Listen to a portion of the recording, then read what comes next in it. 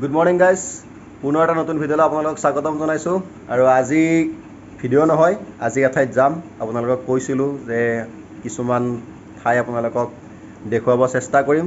আৰু আজি এই ভিডিঅ'টিৰ জৰিয়তে আজি এটা বিশেষ ঠাইলৈ গৈ আছোঁ। ঠাইটো এতিয়াই নকওঁ, আমি যাত্ৰাটো আৰম্ভ কৰোঁ। আজি মোৰ লগত আছে মোৰ বন্ধু, লখিমপুৰৰ পৰা আহিছে, উজনিৰ বন্ধু ৰাণাদ্বীপ কৌশিক। এয়া বন্ধু, আমি দুটা একেলগে যাম। এতিয়া ওলাইছোঁ, ৰেডি হৈছোঁ। এয়া মাস্ক লৈছোঁ, চেনিটাইজাৰ লৈছোঁ, গোটেইখিনি লৈছোঁ। লৈ আমি এতিয়া আমাৰ যাত্ৰাটো আৰম্ভ কৰিম। আহক একেলগে আমি আমাৰ ভিডিঅ'টো আজি আৰম্ভ কৰোঁ। তো ফাইনেলি ৰেডি। এয়া গাড়ী ৰেডি কৰিছোঁ, গাড়ী ওলালোঁ, গাড়ীখন উলিয়াই লওঁ এতিয়া। লৈ আমি গৈ আছোঁ আমাৰ সেই বিশেষ ঠাইটোলৈ।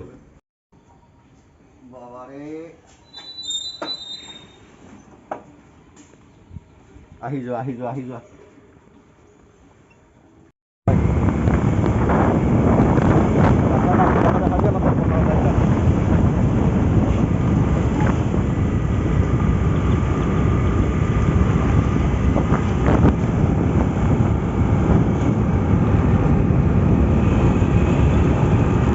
তো এতিয়া প্ৰথমতে গাড়ীৰ তেলটো ভৰাই লওঁ, তাৰপিছত আমি আমাৰ যাত্ৰা আৰম্ভ কৰিম। আৰু তেলৰ যিটোহে দাম, একদম দেখি মানে কিবা লাগি যায়, নাযাওঁ লাগি যায়, দিবলৈ বেয়া লাগে পইচাখিনি।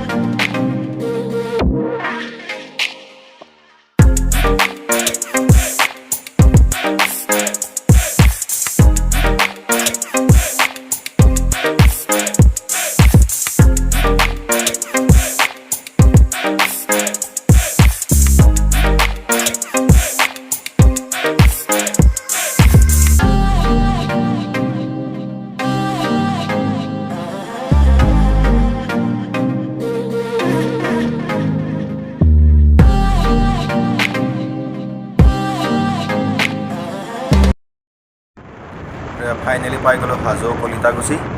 আৰু ইয়াৰ পৰা আগত আছে নেক্সট হাজোৰ চকটো। আৰু এই কলিতাকুছিৰ পৰা যদি ৰাইট ছাইডে যোৱা যায় তেতিয়াহ'লে আপুনি বৰপেটা মুকালমুৱা এইটো ৰাস্তাৰে গৈ আপুনি বৰপেটা হাউলি উঠিব পাৰে। কিন্তু আমি চিধা যাম, মানে আমি গুৱাহাটী লাইনত গৈ আছোঁ। আৰু ইয়াৰ পৰা গুৱাহাটী আপোনাৰ জালুকবাৰী আছে 27 কিলোমিটাৰ। ইয়াৰ আগত চাইনবোৰ্ড লিখা আছে, কিন্তু আমি নেক্সট ষ্টপেজটো পাম হাজো। হাজোৰ পৰা আমি আপোনাৰ বেলেগ ছাইডে সোমাই দিম।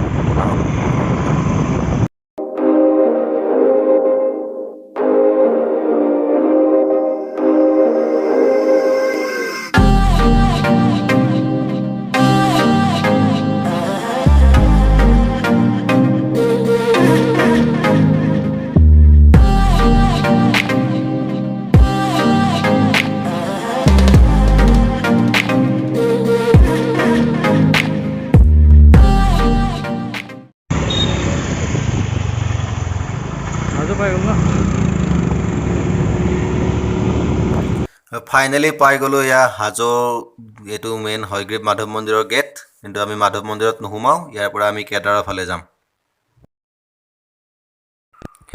এইটো আপোনাৰ হাজো পুখুৰী, এয়া হাজো হয়গ্ৰীৱ মাধৱ মন্দিৰ। কিন্তু আমি তাত নোসোমাওঁ, আমি হাজো হয়গ্ৰীৱ মাধৱ মন্দিৰৰ কাষেৰে আমি গৈ আছোঁ আপোনাৰ কেদাৰ মন্দিৰলৈ। বলক। তো ফাইনেলি আহি পালোঁ আমি এয়া কেদাৰ মন্দিৰ। আপোনালোকক মই বেক কেমেৰাৰে দেখাই আছোঁ। এয়া কেদাৰ মন্দিৰ দেখাই আছোঁ। এয়া চাওক কেদাৰ মন্দিৰ, এইটো বহুত ওপৰত ন, ভৰিটো ধুব লাগিছিল, ওপৰত পাম। এয়া ওপৰত উঠি আছোঁ। এয়া হ'ল হাজোৰ প্ৰসিদ্ধ কেদাৰ মন্দিৰ। আমি ওপৰত গৈ আছোঁ। এয়া আমি দিবৰ কাৰণে কিবা কিবি লৈছোঁ। ভগৱানৰ ওচৰত নিৰ্মালে দিম এয়া আৰু ইয়াৰে পৰিৱেশটো চাওক কি ধুনীয়া এটা পৰিৱেশ কি সুন্দৰ পৰিৱেশত কিমান ধুনীয়া লাগিছে আহি বহুত ধুনীয়া পৰিৱেশ ৱাও মজা একদম মজা চাওক চাৰিওফালে কেৱল সেউজীয়া আৰু এয়া হৈছে কেদাৰ মন্দিৰলৈ যোৱা এইবোৰ চিৰিবোৰ উঠি আছোঁ ভাল লাগিছে আহি বহুত ধুনীয়া এটা পৰিৱেশ ইয়াৰ পৰা এবাৰ তলখিনি চাওক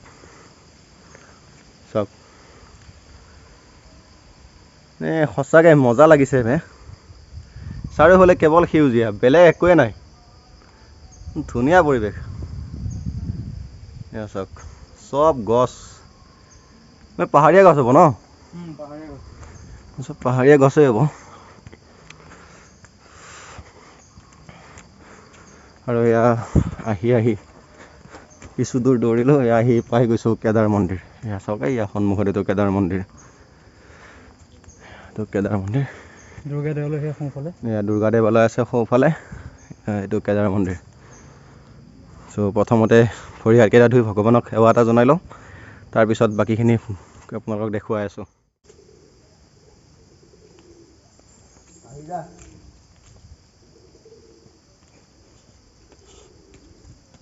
কি ধুনীয়া মাছ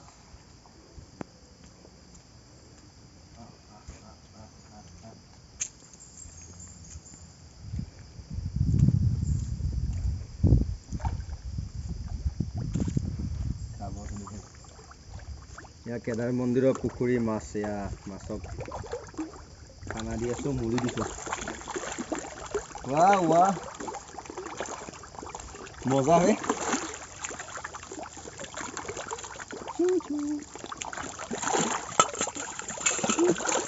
কি ডাঙৰ ভাই প্ৰকাণ্ড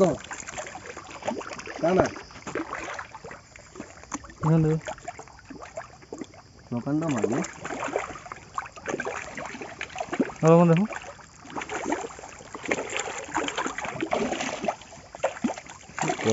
প্ৰকাণ্ড মাছ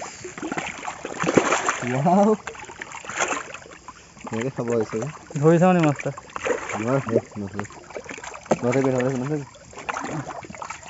হাতত দিলে খাই নাহে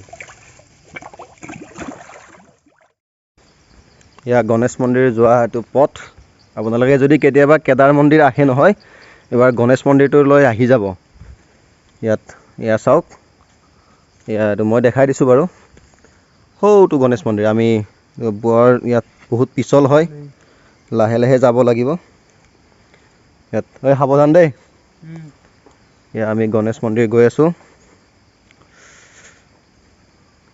পথটো বহুত পিছল হয় হেলাই পৰি আছে বহুত পিছল হয় আপোনালোকে কেতিয়াবা আহিলে কেদাৰ মন্দিৰ আহিলে আপোনালোকে ইয়াতে দুৰ্গা মন্দিৰ কেদাৰ দেৱালয় আৰু গণেশ মন্দিৰ এই তিনিটা মন্দিৰ আপোনালোকে এবাৰ দৰ্শন কৰিব বৰ্তমান কোভিড পৰিৱেশ কাৰণে এনেকৈ মানুহ বেছি আহিব দিয়া নাই 2-এজন মানুহ আহি আছে দেৱীৰ মূল স্থানলৈ যাব দিয়া নাই বাহিৰৰ পৰাই এনেকৈ সেৱা কৰিব লগা হৈছে এয়া আমি গণেশ বাবাৰ ওচৰলৈ আহি পাইছোঁ বাবাৰ ওচৰত এটা আশীৰ্বাদ লওঁ এয়া চাওক পানী আহি আছে এইবিলাক সৰু সৰু নিজৰাৰ পৰা পানী আহি আছে এইটো নিজৰা আৰু এয়া হৈছে আমাৰ জয় বাবা গণেশ ক'ত বনাইছে এইবিলাক ন প্লাষ্টিকৰ হেৰি ধুনীয়া লাগিছে ন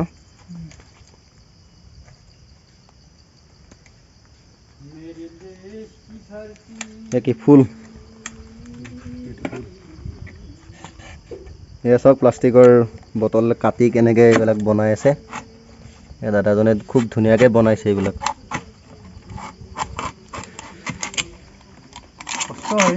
কষ্ট হয় বহুত সময় গুচি যায় এই বটলবিলাক ক'ত পায় আপোনালোকে বটলবিলাক মই কালেকশ্যন কৰোঁ ধৰক তুমি খাই পেলাই দিলা বটলটো বেয়া হৈ যায় মাটি বেয়া কৰে সেইটো মই লৈ আহিলোঁ ইয়াৰে প্ৰতিটো পেলনীয়া বস্তু এনেকুৱা কৰি থৈ দিম এইটোৰ আকৌ কাম আছে এইটো ইয়াতে কাটিম কাটি এই বটলৰ সমানকৈ কাটি এটা ৰাউণ্ড কৰিম কৰি এইফালেৰে সোমাই দিম দি আঠা লগাই দিম এটা এটা কৰি সেইডাল নাৰিকল গছ হৈ যাব নাৰিকল গছ হৈ যাব তাৰে ওপৰত পাত দিব লাগিব এইবিলাক আপুনি বিক্ৰী কৰেনে বিক্ৰী কৰোঁ এনে কিমান কি এইবিলাকৰ দাম কেনেকুৱা হয় বৰ্তমান এইডালৰ সম্পূৰ্ণ হোৱা নাই এইডালত আৰু মোটামুটি এইডাল কি হ'ব এই গছ হ'ব নে কি গছৰ দৰে হ'ব তলত এটা টাব হ'ব পুতি থৈ দিয়া যাব গোটেই গছডাল কালাৰ কৰা হ'ব যেতিয়া আপোনাৰ এই ফুলটোৰ তলৰ ইয়েলোখিনি আছে সেইটো যেতিয়া মাৰি দিম সেউজীয়া ৰং কৰি দিম তাৰপিছত গছডাল এনেকুৱা কৰি থাকিব ব্লেক পেইণ্ট আহে গছডালত সেইটো সেউজীয়া হৈ থাকিব তাৰপিছত তলৰ টাবটো থাকিব টাবটো বটলৰে বনাম তাৰপিছত বিক্ৰী হ'ব কিমান মান হয় এনে এইবিলাক প্ৰত্যেকবিধ বস্তুৰ দামবিলাক এডাল গছত মিনিমাম 1500 টকা আহি যায় 1500 টকা আপুনি এইটোৱে কৰে নে আৰু কি আপোনাৰ এনে জীৱিকা কিবা বেলেগ আছে এইটোৱে কৰে দোকান দিওঁ দোকান দিয়ে আৰু এইটো এনে বহি থাকিলে এইবিলাক কৰি থাকোঁ ঠিক সঁচাকৈ খুব ভাল কাম আচলতে পলিথিন মুক্ত প্লাষ্টিক মুক্ত কৰি আছে আপুনি দেশখনৰ এটা সঁচাকৈ খুব মানে ভাল কাম এটা কৰি আছে ধন্যবাদ সঁচাই দাদাই এইটো বহুত ধুনীয়া কাম কৰিছে আৰু আমি আপোনাক দেখুৱাইছোঁ এইবিলাক দাদাই প্লাষ্টিকৰ বটলবিলাক এনেকৈ নিজে তেওঁ সংগ্ৰহ কৰে আমি যিবিলাক বটল পানী খাই বা ঠাণ্ডা খাই যিবিলাক বটল পেলাই দিওঁ এইবিলাক বটল তেওঁ কালেক্ট কৰি এনেকৈ বস্তুবিলাক বনায় এয়া চাওক এডাল গছ বনাইছে আৰু গছডাল সম্পূৰ্ণ হ'ব আছে খুব ধুনীয়া এটা সঁচাকৈ দাদা আপোনাক সঁচাকৈ চেলুট দিছোঁ বহুত ধুনীয়া কাম কৰি আছে আপুনি দিয়ক দিয়ক আপোনাক সঁচাকৈ বহুত আশীৰ্বাদ দিছোঁ দিয়ক আপোনাৰ নামটো এবাৰ কৈ দিয়ক শ্ৰী দিলীপ কলিতা মোৰ ঘৰ হাজো গণেশগুৰি কেদাৰ ৰোড বৰ্তমান মই কেদাৰ মন্দিৰৰ দোকানী বুলি ক'ব পৰা আৰু ইয়াতে যিটো সংঘ আছে সংঘটোৰ প্ৰতিষ্ঠাপক প্ৰথম ছেক্ৰেটাৰী মই আছিলোঁ ঠিক আছে আপোনালোকে কেতিয়াবা কেদাৰ মন্দিৰ আহিলে দাদাৰ পৰা আপোনালোকে বস্তুবোৰ ল'ব পাৰে দাদাই বিভিন্ন বস্তু ইয়াত বনাই থাকে আপোনালোকে ইয়াত দাদাৰ পৰা লৈ ল'ব পাৰিব বস্তুবোৰ ইয়াতে মন্দিৰৰ ওচৰতে দাদাই দোকান এতিয়া আমি গৈ আছোঁ ভীমৰ এই চৰিয়া চাবলৈ ভীমৰ পঁইতাখোৱা চৰিয়া এতিয়া গৈ আছোঁ ভীমৰ পঁইতাখোৱা চৰিয়াটো আপোনালোক দেখাওঁ এবাৰ আৰু এয়া আহি পাইছোঁ বহুত ভাগৰ লাগিছে দৌৰিছোঁ অলপ এইটো ভীমৰ পঁইতাখোৱা চৰিয়া চাওক হ'ল ভীমৰ পঁইতা ভাত খোৱা চৰিয়া এইটো চাওক মানে এইটো চৰিয়াত ভীমে ভাত খাইছিল আমাৰতো গোটেই গাঁওখনৰ হ'ব হয়নে গোটেই গাঁওখনৰ হ'ব এইটো চৰিয়া গোটেই গাঁও নহয় নলবাৰী ডিষ্ট্ৰিক্টখন আঁতিবই চাগে ইয়াতে ভাত খালে এয়া চাওক ভীমে কিমান ভাত খাইছিল ন বাপৰে সেইকাৰণে সি শক্তিশালী আছিল চাগে ইমান ভাত খাইছিল কাৰণে এয়া আহিছোঁ নেতাই ধুবুনী ঘাটলৈ এয়া কেদাৰত আহিছোঁ কেদাৰত আহিলে আপোনালোকে 3টা বস্তু দেখা পাব ভীমৰ পঁইতাখোৱা চৰিয়া গণেশ মন্দিৰ প্লাছ নেতাই ধুবুনী ঘাট লগতে ইয়াতে বেউলা লক্ষীন্দৰ হেৰিটোও আছে সেইখিনি আপোনালোকক দেখাই লওঁ উপায় নাই অৱস্থা বহুত বেয়া হৈছে গৰমত এইফালে কিনকিনীয়া বৰষুণ দি আছে ভাল লাগিছে কিবা পৰিৱেশটো আহি বৰষুণত তিতি হ'লেও চাম মানে নেতাই ধুবুনী ঘাট চাম প্লাছ দেখুৱাম ব'লক চাওক না কি চিৰি দিছে আগতে আমি এইবিলাক আহোঁতে এইবিলাক ইমানবোৰ চিৰি নাছিলে এতিয়া কিমান ধুনীয়া চিৰি দিছে দৌৰি আছোঁ ব'লক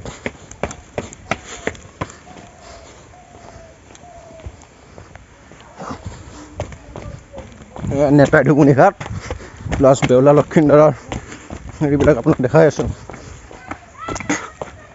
চাওক না পৰিৱেশ চাওক কি মজা ইয়াত আহিলে মানে অক্সিজেনৰ অভাৱ নাই চাৰিওফালে কেৱল গছ এই গছখিনিৰ পিছফালে ব্ৰহ্মপুত্ৰ নদীখন আছে সৌখন ব্ৰহ্মপুত্ৰ আপোনাক জুম কৰি দেখাইছোঁ বাৰু দেখাব দেখিম নে নাজানো এইখন দেখিছেনে গছৰ মাজেৰে সেইখন তাত হ'ল ব্ৰহ্মপুত্ৰ নদী